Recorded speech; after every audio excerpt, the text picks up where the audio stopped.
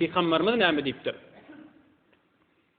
Ey musulmanlar, şeytanı özüňizi güldürmäň. Şeytan günni öz leşkerini iýerýän milletin arasyna. Bu üç bine gelýärler. Suriýa öz leşkerinden şular hakykat zatdyr. Efsane däl ha. Musulmanlar güýmemek däl, Peýgamberiň aýdan kep. Ha, falan şeytan näme etdiň sen diýip iblis soraýar diýe. O şeytan näme diýär? Ey başdagymyz, ähliň arasyna düşdüm, gaharlaryny getirdim.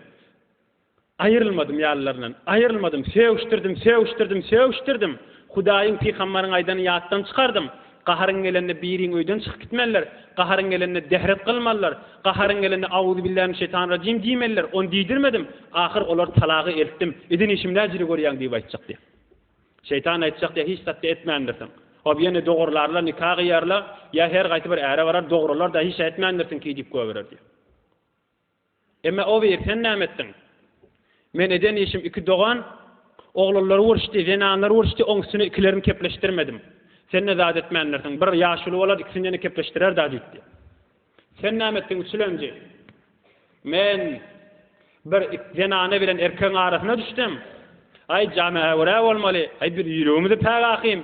Ay näme boljak? Ay seňe adamyň täbirlerenak. Mene faqat ýüregim jaýlaşmadan çüreyim. Mene faqat bir kere çay içmeden çüreyim. Bir ýüregimde aramış tapmadan çüreyim. Meger hemme zat ýürege bagylamy diýip allap bir ay soňra, bir hepde soňra, bir ýyl soňra şolary zynak etdim diýip aýtjak. He, sen iş bitiripdiň. Zina murtakip bolan adam iki dünýä lagnatdadyr, sen iş bitiripdiň diýip aýtjak.